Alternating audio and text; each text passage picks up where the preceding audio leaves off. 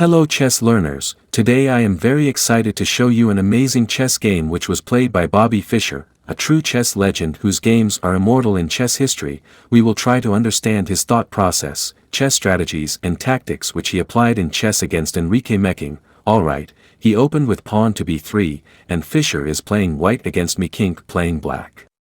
Black continues with pawn to d5, bishop b2, blitz. You will see now one of the main plans about this opening, which Fischer executed after c5. Here Fischer played knight to f3, and here's the fun fact, knight f3 is basically the only move that Stockfish doesn't like about this game, saying that white should have started from e3 first and then play knight f3. Anyway, after knight f3 and knight c6, Fischer played e3, and now after knight f6, white plays bishop to b5, beating the knight down to the king. Black goes bishop d7 to interfere with his own bishop.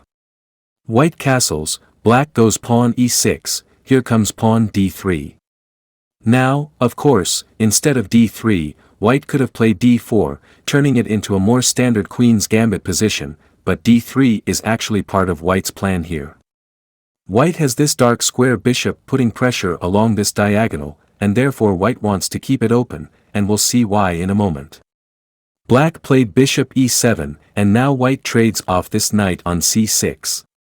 Now, in most cases, you do not want to force an exchange of your bishop for your opponent's knight, but in this case, this bishop on b5 has no other purpose anyway. Plus, after this exchange, you can land your knight on e5, which is one of the really cool things about this line.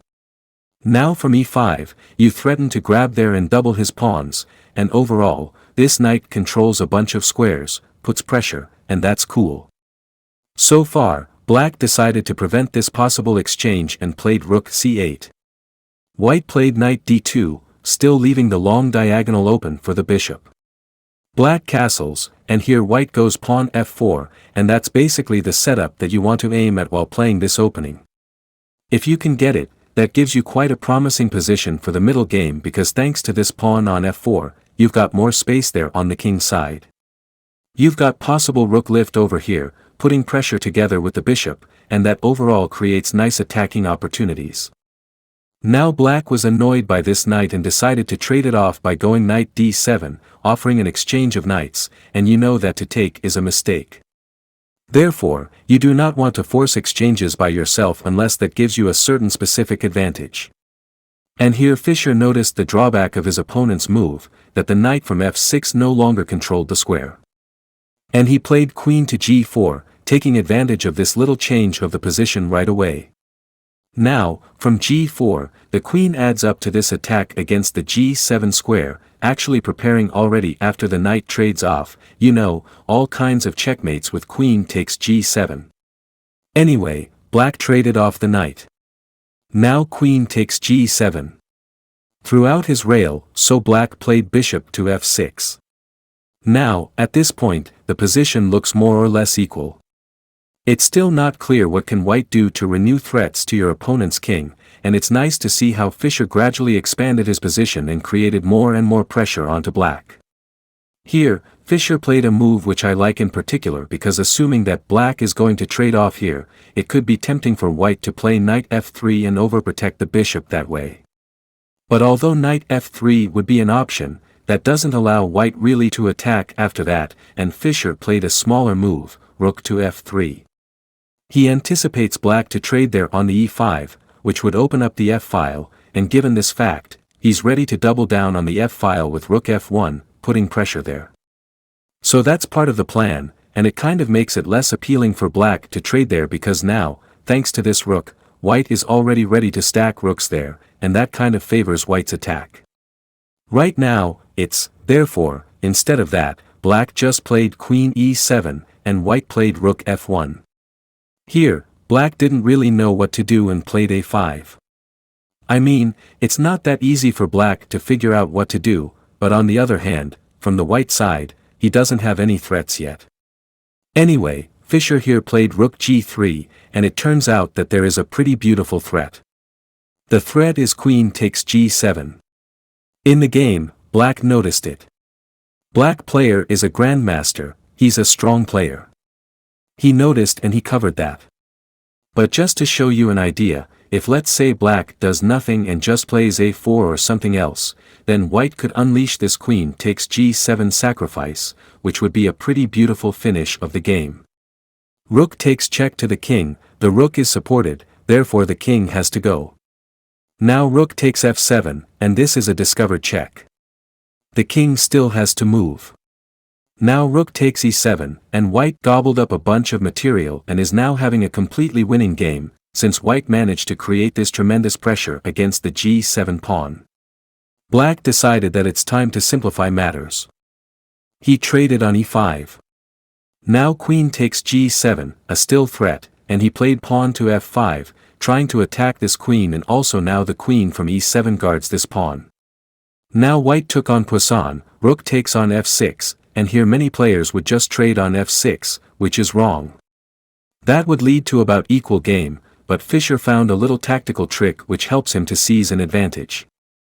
He trades on g7. After qx, certainly, white does not want to take here. After kx g7, black is just up a rook. Instead, Fischer took here on f6. And temporarily, it looks like black is having an extra queen, but the queen has pinned down to the king. Therefore, white would grab this queen anyway. And as the dust settles, you can see that white managed to win a pawn. That pawn that used to be on g7 is now gone. Apart from that, now white is also attacking the other pawn on e6, and black defended it by going rook to e8. Here, Fischer played another move, which I like particularly about this game. Lots of players would probably try to move the knight forward with nf3, f5, or something like this. But Fischer actually used prophylactic thinking to determine what his opponent is going to do and how to stop that. Because if white goes nf3, which he didn't in the game, black would probably play kg7 to push back this annoying rook from f6, and he indeed has to go back to f4. And white is still up a pawn, but black managed to a little bit improve his position. So let's take it back. Instead, Fischer played g4, and now if this rook is ever attacked, Fischer is ready to push the pawn forward and defend it.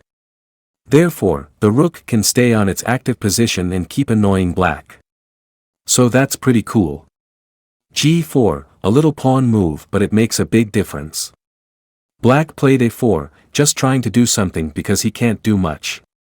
Now white goes nf3, ideally he wants to put this knight on e5, that would be really cool for white. After that, black would be completely blocked. Black traded pawns on b3 and played kg7, but as we already know, white can maintain this great position for the rook by going g5. And now white wants to go n5, and after that, black would be like completely locked there, back without being able to move almost at all. So black tried to play e5 himself, giving more space for his pieces.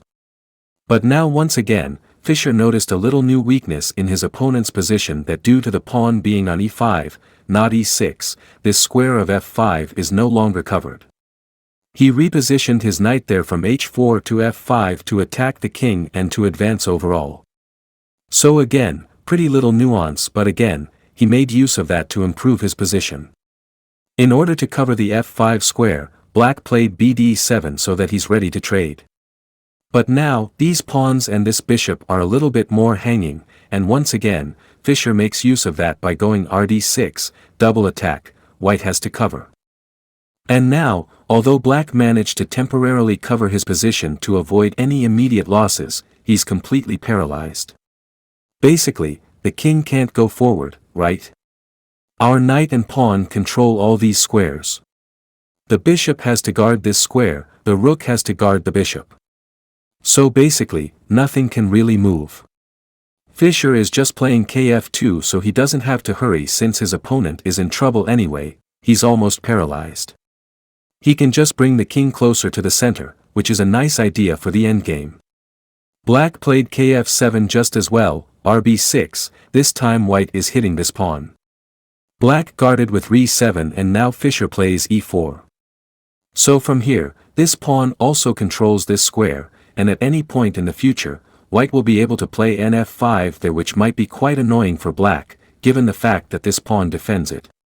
Black decided to trade there, and then he played c4, which is actually a great move by Black and it's a great idea to remember overall. If you are a defending side in an endgame, you do wish to trade off pawns because quite often if you can reach the position, let's say, at the end where you've got a king and your opponent has a king and a knight, then it is still a draw despite your opponent having an extra knight, right?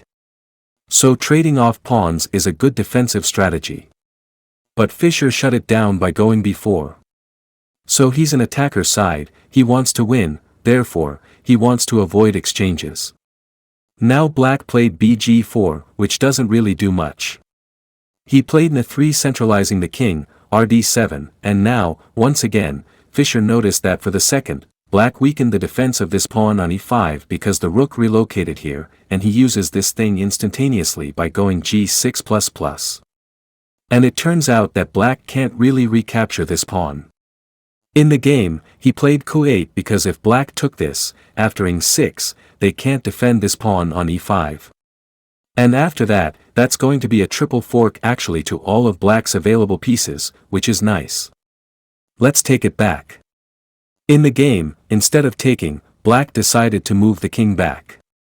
But that didn't change the situation that much because White just forced that exchange himself, and now ing6 still comes with the check and a double attack to this pawn. After q8, nxc5, that's yet another fork, this time to the bishop and this pawn. After bc8, nxc4, White grabbed one more pawn, now he's 3 pawns up. After a few more moves, Black resigned here in this position. Black resigned thanks to 3 extra pawns while just moving forward and promoting one of them into a new queen. So that's what a perfect chess game is, and I hope that you could enjoy it as much as I did. So if you enjoyed my content then please like and subscribe to my channel, bye bye.